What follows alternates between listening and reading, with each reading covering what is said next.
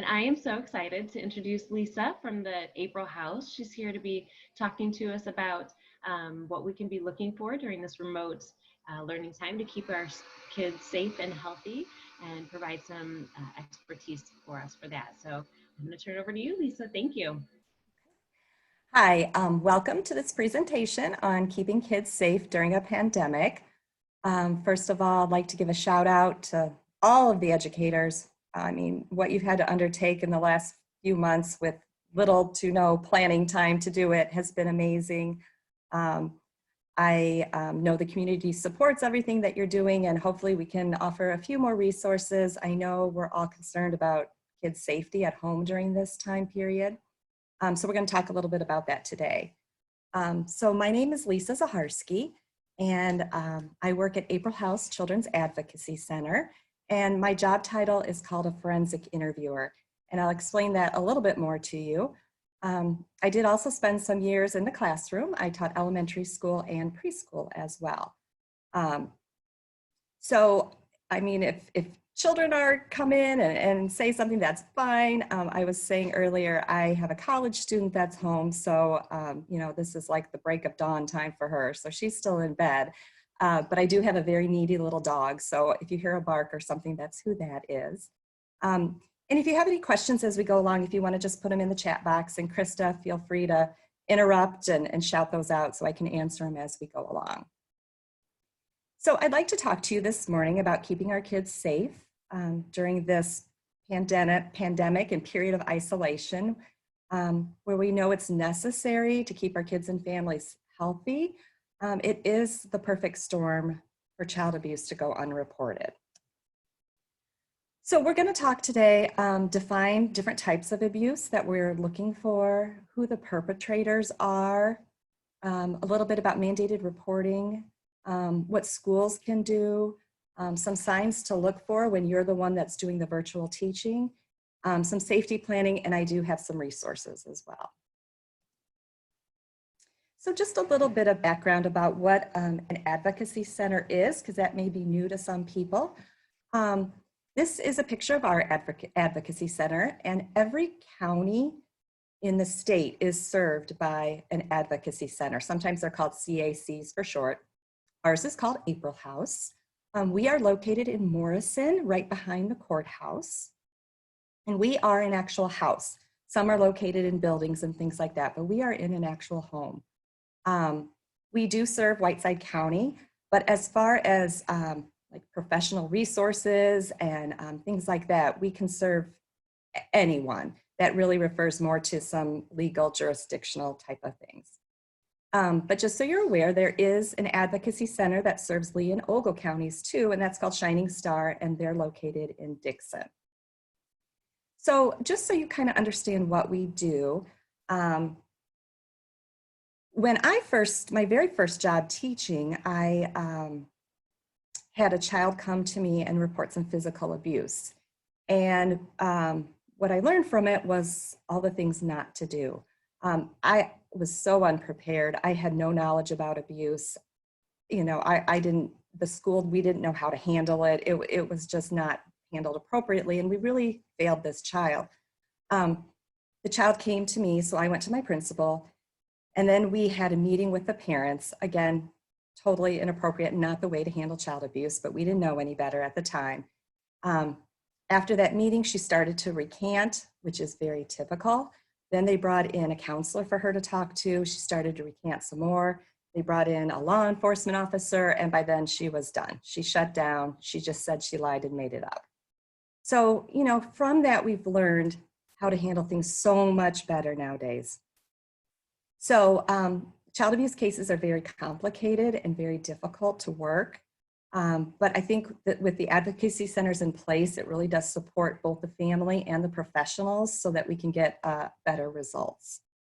So when you call in to the hotline, or if a DCFS investigator or law enforcement agent, they then send the report to us at April House. And the family with the non-offending caregiver comes to April House, and we also then bring a team of professionals. Those include police officers, DCFS investigators, a state's attorney, sometimes even a medical personnel. They all come to April House, and we try to make it, that's why it's in a home setting, as warm and comfortable as it can be, because obviously this is a very stressful situation. They come into April House, and we have an advocate, and she works with the family, usually the caregivers, trying to educate the family on abuse, what it is, you know, what to do now. And also she provides other, if they have housing needs, food needs, you know, those sorts of things. I'm the one who then takes the child, and I talk with the child as a forensic interviewer and find out what happened. And it's a very specialized type of discussion we have. It's not like Law and Order or anything you see on TV. It's very child friendly, trauma sensitive. And so once we have a little bit better idea of what's going on, then the team, the professionals meet, and they decide kind of what the next steps are. Do they need evidence? Do they need to interview other people? Things like that.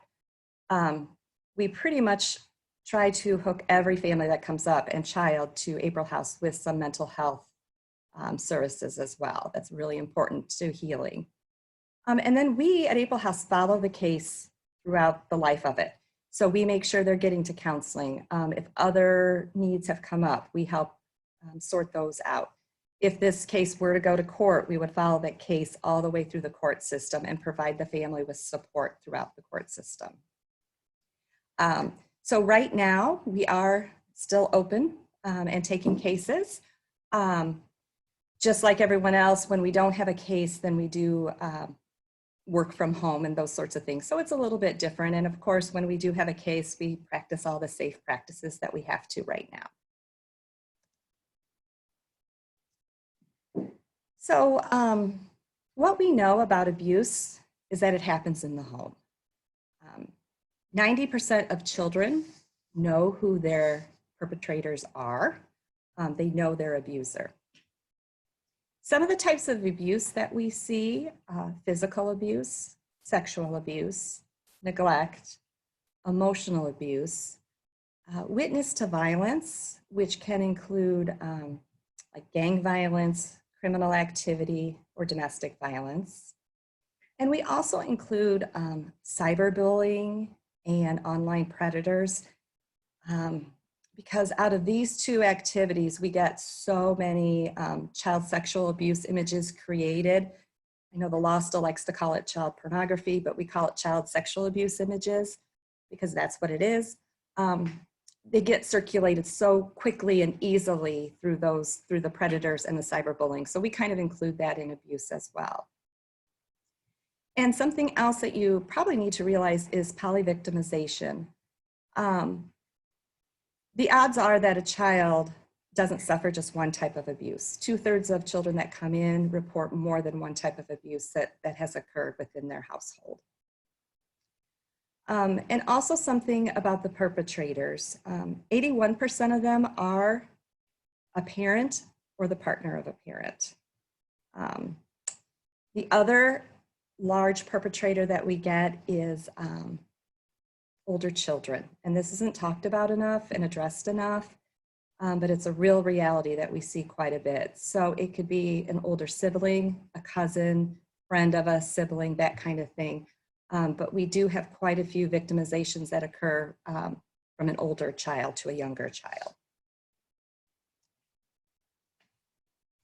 So what we know that causes us a lot of concern right now is the week of March 9th, before shelter in place took effect, the hotline received over 6,000 calls.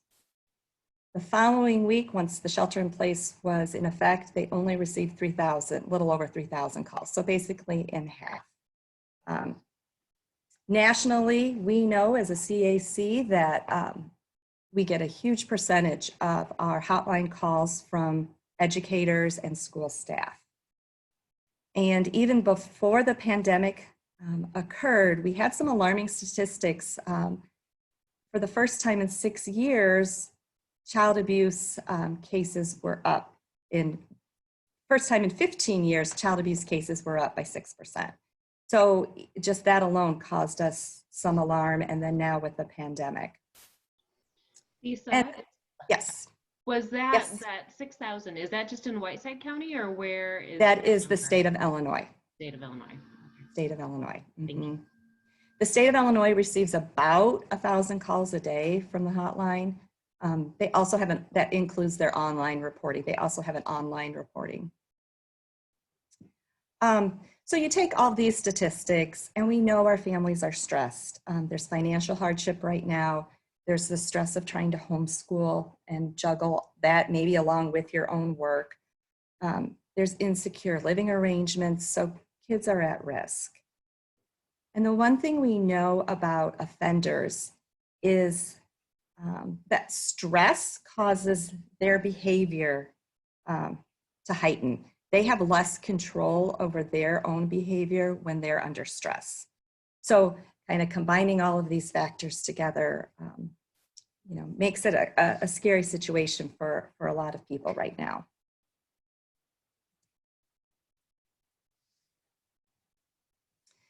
So right here is the child abuse hotline for the state of Illinois, 1-800-25-ABUSE.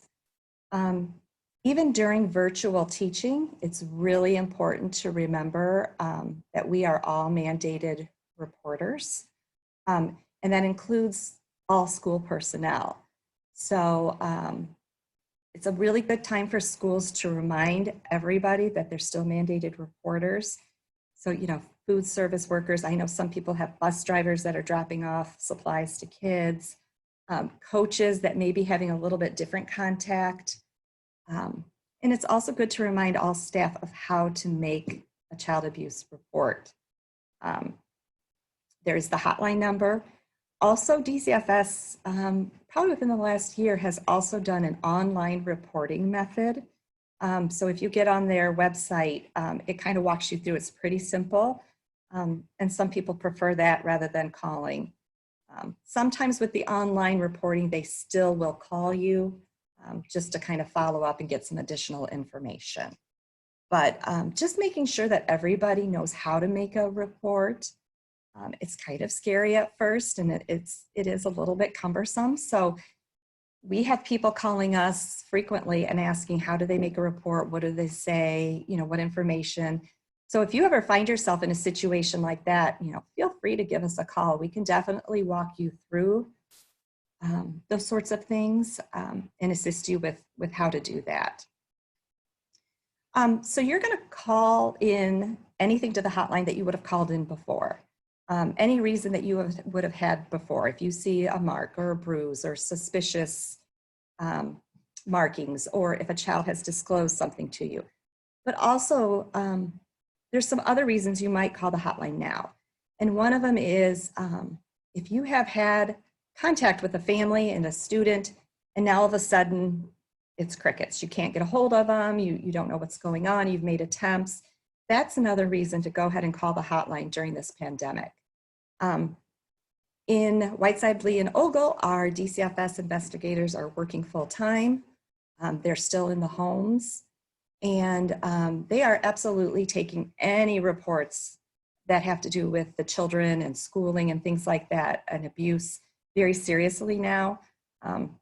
So please don't hesitate to call, and we're going to talk a little bit about that, but you only have to suspect child abuse or neglect to call the hotline. You don't need proof. You're not making an accusation.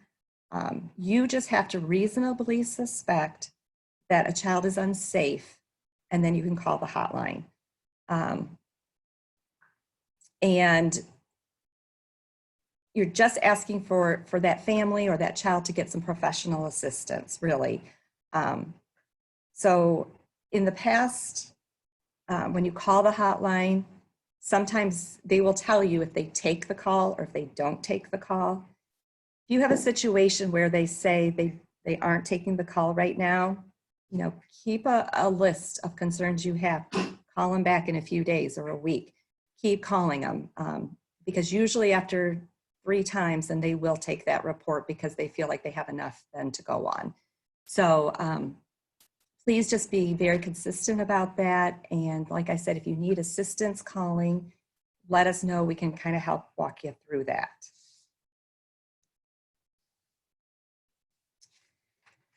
So hopefully we can all be proactive and maybe prevent some abuse from happening. We know families are very stressed right now. So as much information as we can get out to families proactively is really helpful. Here is a website called the Child Mind Institute. They do offer resources in Spanish. But any kind of information you can give to families on topics like stress, food pantry information, how to file for unemployment. I know that's kind of out of the wheelhouse of education, but right now we really need to try to support the entire family. That includes the child. So as much support as we can offer to the families as we can is really, really important right now. On this Child Mind Institute, there's some like tip sheets and things that are kind of already, you can just print them out and hand them out if you'd like. Just a reminder that Aaron's Law is still in effect. That's the law that does require schools to provide some child sexual abuse education. I know a lot of schools meet that through like the YWCA coming and doing some presentations.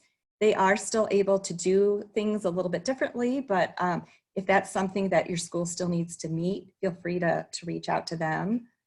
And some other lessons that we really recommend as a proactive response is lessons on cyberbullying and online safety. I understand that a lot of people aren't comfortable necessarily doing a lesson on child abuse safety. I get that, it's a tough topic, but I feel like everyone can offer some cyberbullying and online safety. We get so many reports that involve internet everything. So continuing to provide that education to the children and to the families too is really, really important. The cyberbullying, this is, it's called pacer.org, and it's like the National Institute of Anti-Bullying. Again, a lot of good resources. There's some games on there, there's some videos, there's some lesson plans that you can use. And the online safety, this Net Smarts, and it's offered in Spanish, which is really nice as well. Again, that's really, I really like, there's like games the kids work through that teach them online safety. There's some videos for like junior high and high school kids, and they're pretty good. They're not real cheesy. You know, I think some kids are gonna like those. Again, there's videos that you could send to parents. There's tip sheets, like, you know, one on all about TikTok or one about Snapchat, just so parents kind of have a little bit of more understanding. And staff too. I mean, boy, I can't keep up with social media, and the kids move so much faster than we do as adults. So those are good information for educators too. And I think we need to really be creative perhaps about how we get information to parents and families. You know, I know they don't all read and open emails. I'm guilty of that too sometimes. So maybe on your school's social media account every week, having some cyberbullying and online safety tips. Somehow maybe putting flyers on. I know a lot of schools, the kids come in, or the families come and pick up meals, you know, maybe attaching some kind of card or information to the meals. I know kids are also some pick up learning packets. Maybe you could put some more information on those. Any way we can kind of reach out and let families know that the school is there to support them, not just in the field of education, but also in the other areas as well, is really helpful. And hopefully by being proactive, we can reduce some of this abuse that could be going on.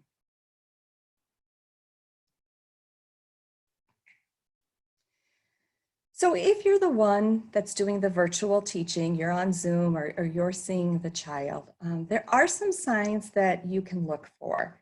I wish I could tell you there's one specific thing that you'll look for and that's going to be it, but there's not. It's when you look for signs of abuse, it's kind of the accumulation of a bunch of little things, unless a child directly tells you something, of course.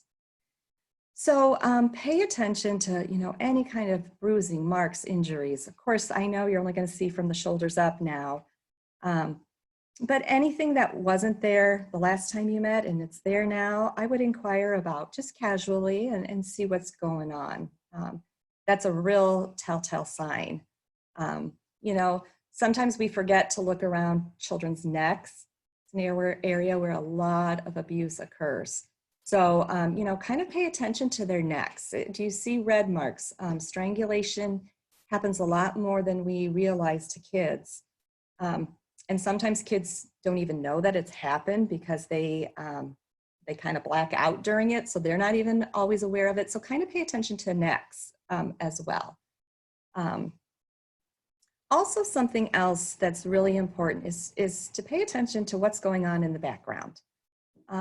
If you have parents or caregivers that are fighting, or you can just hear the stressed discussion going on, pay attention to that. Also, make note of any new or different adults living in the house. We see a lot of situations where dad let his coworker come live with them because he's kind of down on his luck right now. So he's living on the couch, but then he becomes an offender. So really pay attention. If you haven't seen so-and-so and now they're showing up in your Zoom chats, I would pay attention to that and make note of that. As we touched on a little bit earlier, but siblings and cousins that are responsible for caring for younger children, like a large part of the day, it is a concern because we know 40% of children who are abused by older, more powerful children. And sometimes as adults, we say things like, make sure you listen to your brother today while I'm at work, and you need to do everything he says. We're thinking of it as, behaving and not getting into trouble, those sorts of things. However, it creates an unbalanced power between the two, and sometimes that can lead to abuse because remember, mom said you had to do whatever I said. And it is a large concern. We do see a lot of older children abusing younger children. So kind of just keep tabs on that situation if you're noticing something like that. For our junior high and high school kids, I would say the change in their mood or behavior is probably the biggest sign that they send off. A child that was happy or talkative, participating, who is somber now, quiet, restrained, maybe she doesn't even show up for the Zoom meetings, things like that. It's really something to take note of. I would say that's definitely a big red flag in some of our older kids for sure.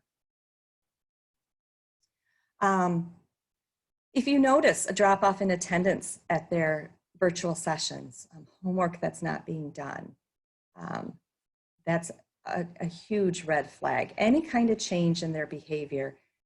We know that a child who's under trauma cannot concentrate because the way trauma affects the brain. We also know it's really difficult to gain and apply knowledge. So if you're in a content area and this child, was having no problem before and now just can't seem to grasp concepts, there's trauma going on. Now, right now, there's so many different types of trauma going on with the isolation factor and things like that. It may not necessarily only be abuse, but it's something, again, to really pay attention to and make note of. If a child reports something, obviously like they're hungry, they feel unsafe, they're scared, that's definitely something to be concerned about. What we notice, part of my job, after I talk to them about what, maybe what's happened to them, I also talk to kids about how they tried to tell an adult.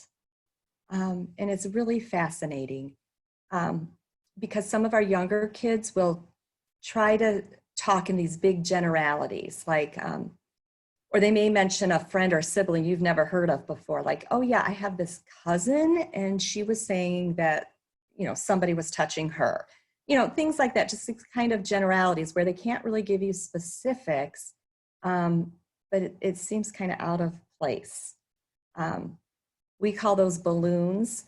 kids send up balloons. And when I talk to kids about trying to tell, it's amazing how many times they thought they were telling an adult what happened, but it was kind of these vague statements that were probably just overlooked. I mean, it happens. So really pay attention to things that they tell you like that, that are just seem a little off or different, strange, but yet you don't really have enough yet to maybe call the hotline, but I would make a note of it because maybe they'll say something else and then you'll be confident that, okay, something is happening here. Because kids absolutely do send out these little balloons. And the reason they do it is they're just testing the waters. They want to see if it's safe for them to disclose what's happened.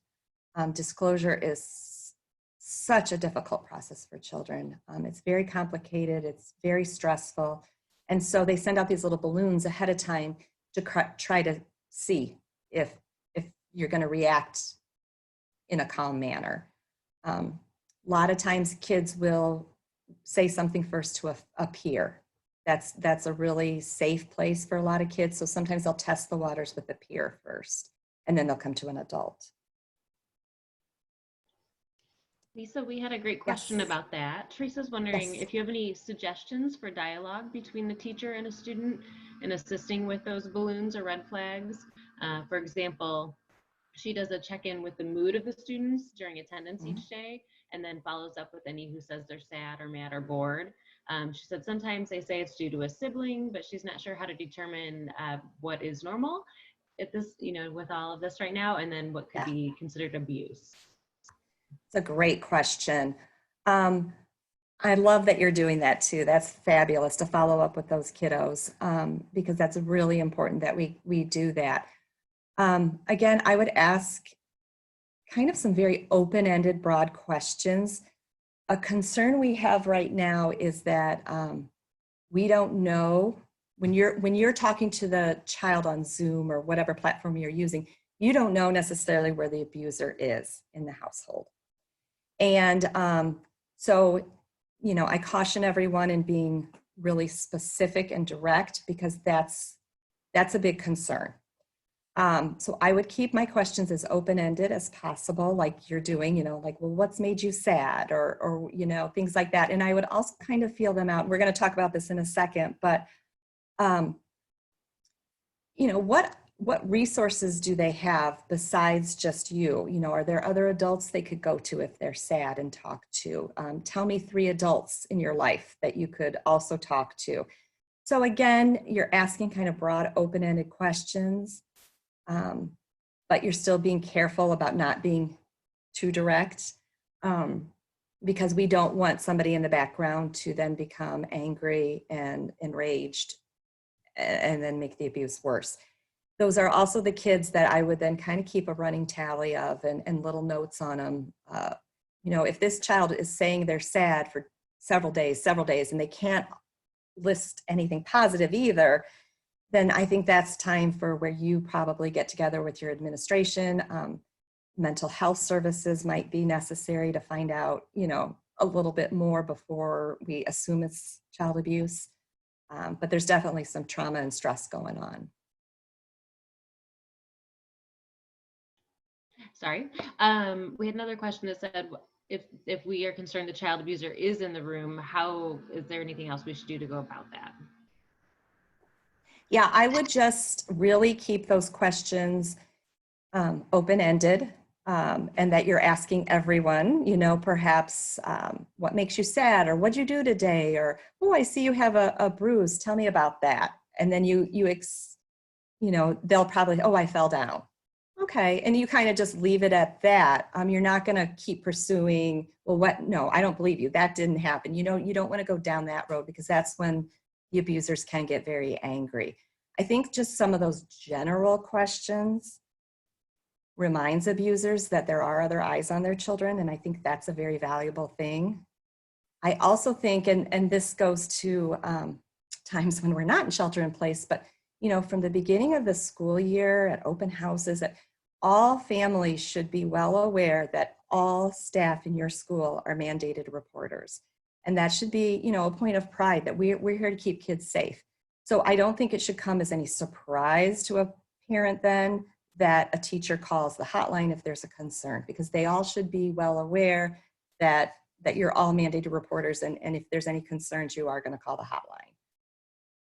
It's really a slippery slope right now with the abusers having, even though you're talking to the child one-on-one, you just don't know what else is happening in the room. It's tough, I know. Any other questions? I think that's it in the chat. We just had a concern that it might make the abuser more mad if they catch on, but if you're trying to be very general and learning about that.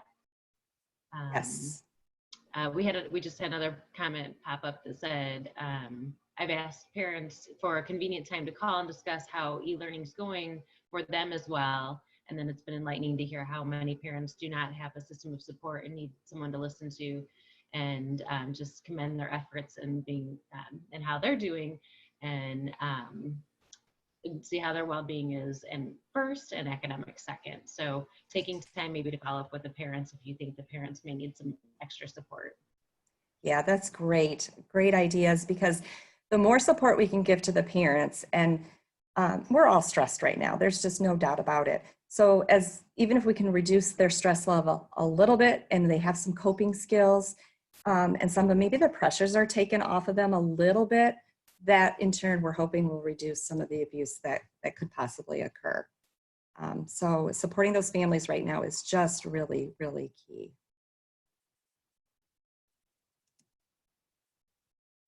So this kind of goes into what we were just talking about, but as much as possible to meet in smaller groups of kids. If you can do a group of 4 to 10 kids or something where you can kind of, first of all, see them a little bit better on the screen. And also it's a little bit safer of an environment for a child to share some things if there's anything to share. I know in some content areas that might be a little bit more challenging, but that's just really, really important. And I know like the teacher just mentioned some of the things she was doing, but having a few moments of your time spent on just general life, what silver lining moments. Okay, yeah, this is tough on everybody, but what are some of the good things that have happened? Trying to have kids also focus on the positives. What did you do this week, that you really did enjoy? Again, and that's an open-ended question you can get a wide response to, and kids that are always saying nothing, those are some kids we need to red flag. And we know from research with abuse that if a child feels comfortable talking to you about something positive, the odds are in his favor then that they can also tell you when something negative has happened. So it's really important to kind of keep those positive, just little moments going throughout your time with children. Talking to them how they're managing stress. What do they like or dislike about virtual learning? And again, really hitting this hard is, this is part of what I do also in my job, is when I'm talking to kids, is I ask them who else, if something bad happens, who can they go and talk to? And as parents, I know we all want it to be just us. They're only going to come to us, but really that's not enough. We need our kids to know that they have other safe adults that they can go to. Going to a parent to disclose some abuse is just so difficult for children. So we need to have them also have other outlets that they could go to and talk to. So having them tell, 3 people that they could list, that they could go to if they're under stress or if something's happened is really important. And a scary fact I see a lot is when I ask kids that question and they'll name the parent that was abusing them, that's the only person they could go to. So, I mean, that's a real red flag when you're talking to kids, is finding out who's safe, who else is safe in their life. And this is just my little side adoration to all of you educators, because boy, to kids, 9 times out of 10 probably name a teacher, a counselor, a coach, a principal. It's just, the schools are so important in preventing child abuse. We see it every day. So thank you for that, because kids really do rely on you more for than just the education piece. Something too, in your lessons, if you could start or end with just some quick internet safety tips.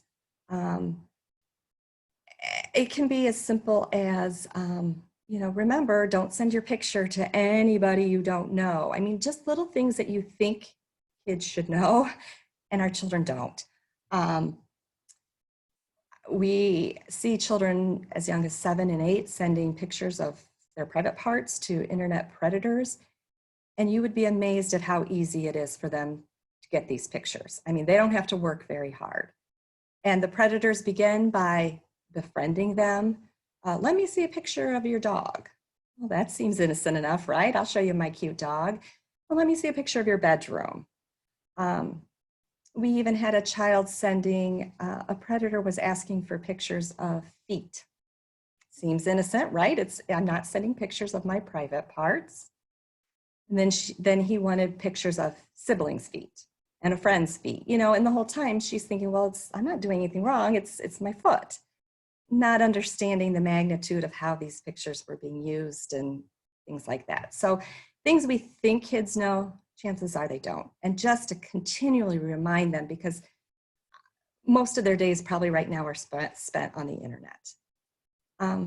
Also constantly offer school contact information, how to get a hold of me if you need something, how to get a hold of a counselor or a coach or fine arts teacher, just so they have that information, because maybe you gave it out 2 weeks ago and everything was fine. They didn't need to reach out, but now they do need to reach out. So just constantly reminding them of how to get a hold of you is really, really important. Again, as far as personal cell phone numbers, just kind of follow your district's code of conduct. I know we definitely want to be there for kids, but giving out a personal cell phone number is kind of a slippery slope. It can break some barriers and some boundaries that we really want to keep in place, and we really want, you know, to be safe during this time. And we want to protect our teachers as well, too. Lisa, we have some Yes. great things in the chat. Mike shared that they've been meeting with students with multiple teachers at a time so that a few people can see the situation.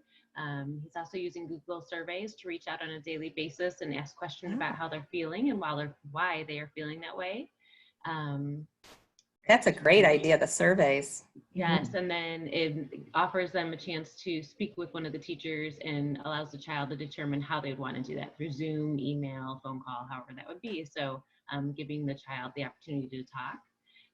Another person here shared that they were able to talk to someone at the school, and the school system saved their life, and teachers are awesome. So we know that That's right.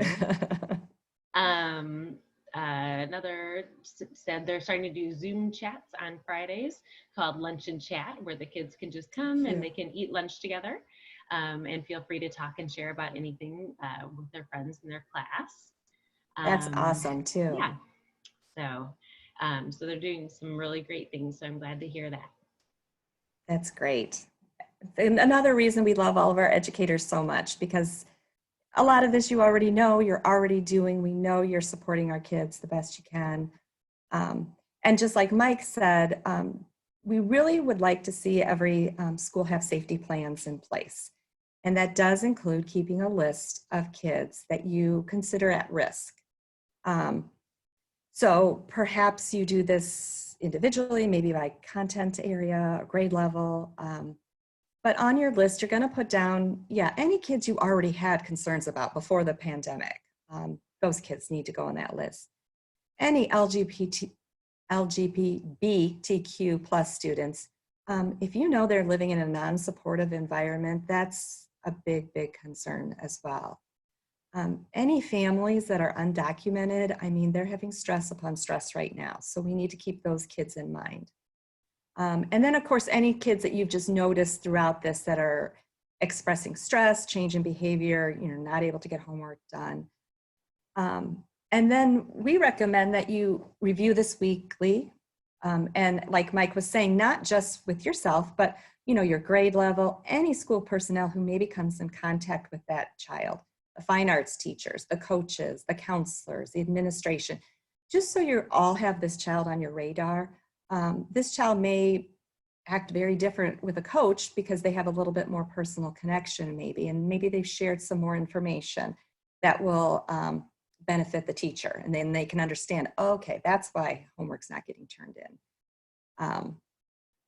Again, to continue to provide those extra resources to students and caregivers, just constantly sending those out or offering those up, which it sounds like a lot of you're already doing. I think too, we really need to think about summer. Generally, we don't have contact with a lot of our kids over the summer, and that's a tough time anyway, but now it could be 5 or 6 months before these kids have more contact with educators, and that's you know, a lifetime to some kids. So I think maybe we need to kind of think about how we're going to support some of these at-risk kids during the summer, maybe in ways that we haven't before, but I think we need to. So just real quick here, if a child does reveal abuse, it's always a very tough situation to be in. The 3 things you need to do are listen, reassure, and report. Just as heartbreaking as many times as it is, and you want to react, try to remain as calm as possible, because that's really what the child needs right now, is to know that they're heard and acknowledged. Reassure them, let them know that you're doing the right thing by telling somebody, and it's not your fault. Abuse is so shameful to the child, so it's just very hard to verbalize it.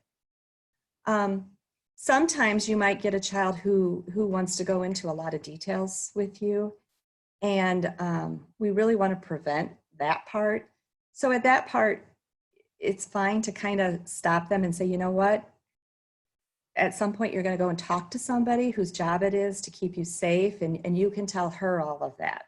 But right now, you know, I have enough information that I can go ahead and do something, or however you want to word it. But it's very traumatic when a child has to retell the details over and over and over. And that's what they used to have to do. And that's why CACs kind of exist, so they don't have to do that. So it is okay to kind of stop them at that point from telling you too many details. Basically, you just need to know who did something, and that's enough to call the hotline. And then make sure you do call the hotline. It should really be within 24 hours of child talking to you. And like I said, there is that online option now, if that's something that you would prefer to do. I always would take notes, and I would write down exactly what the child said. So when I call the hotline, I can tell them that. Also, you can gain the information of like who you're talking to, the intake number, things like that. So then you can track the case as well. Because when you are a mandated reporter, you also then do have the right, you will at some point get a letter from DCFS that states what happened in the case, whether it was founded or unfounded, and that kind of information.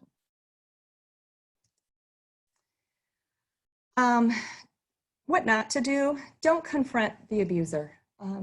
You don't have to do that, and it's just going to make things worse, really, for everybody. So just don't do that.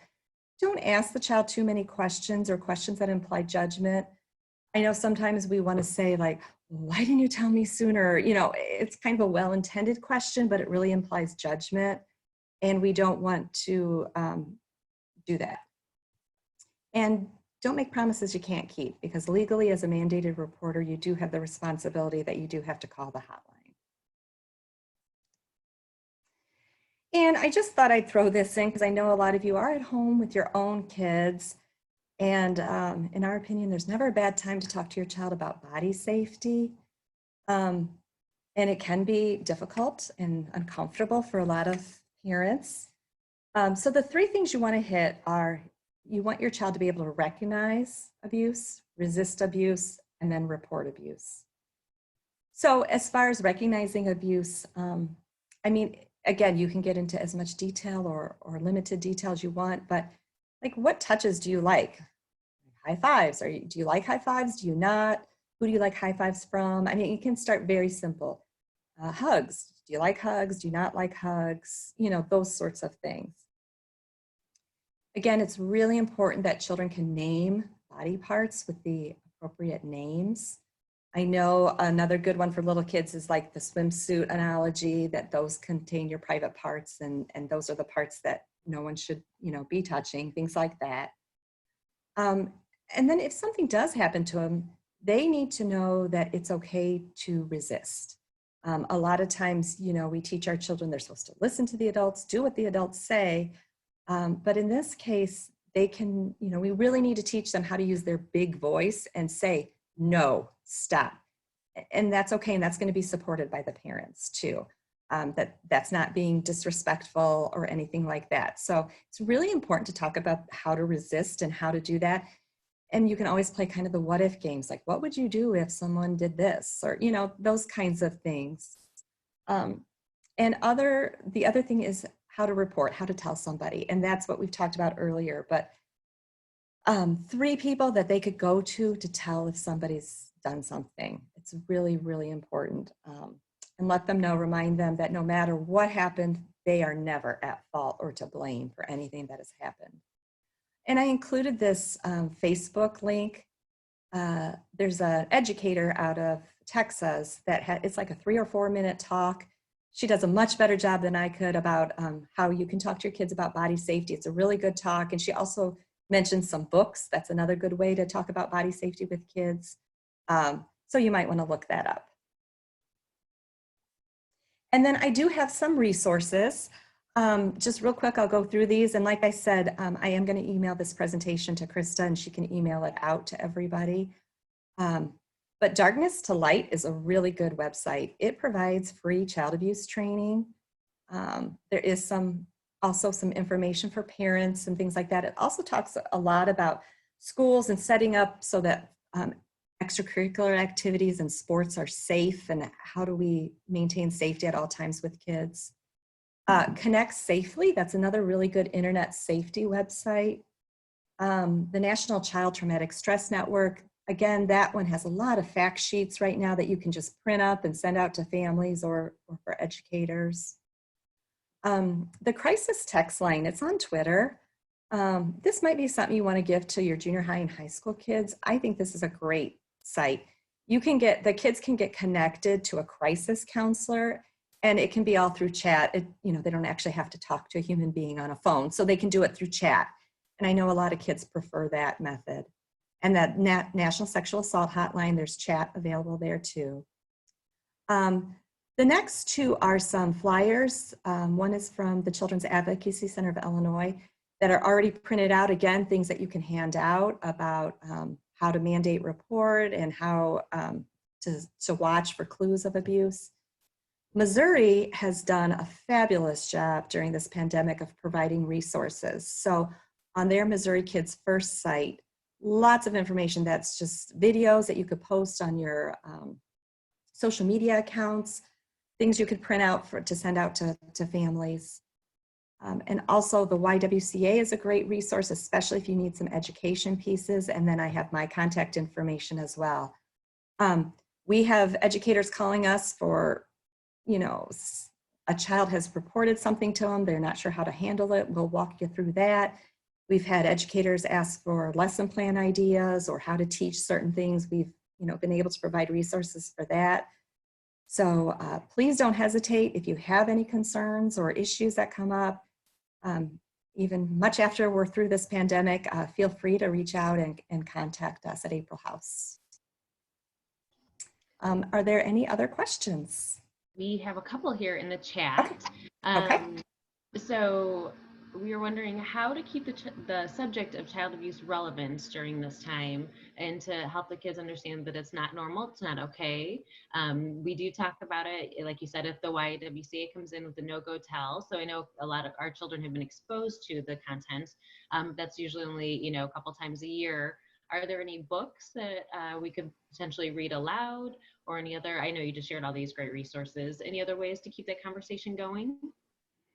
Yeah, there are so many books that are available depending on your grade level. So I would definitely try to Google that and find a book. I think teaching in books is just a natural way to open up that conversation about body safety.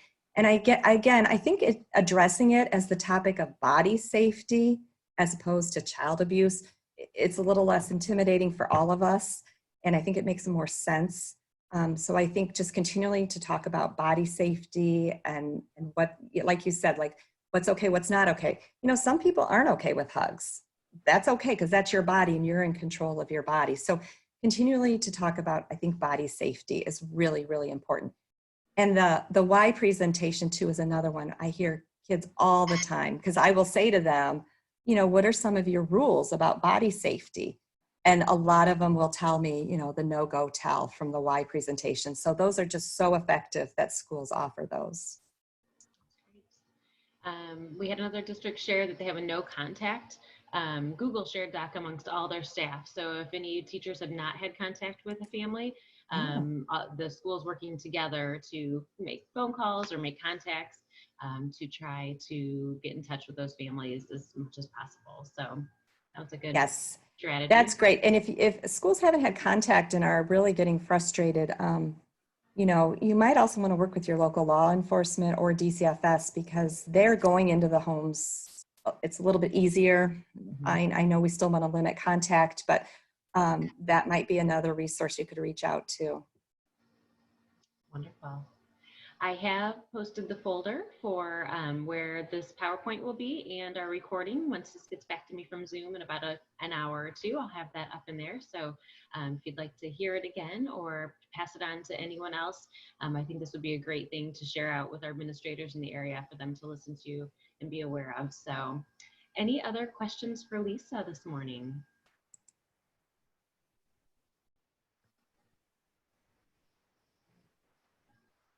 Thank you for all attending, and feel free to reach out to us if you need anything. Yes, thank you to everyone. We're getting great information and a lot of thanks in the chat. It was good, really good to learn how we can help keep our students safe during this time. So we really appreciate it. Great. Thank you. All right. Thank you. Thank you, Lisa. Thank you, everyone else. Have a great weekend and take some time for yourself for some self-care. Yes, take care of yourself for sure. Bye-bye. Bye.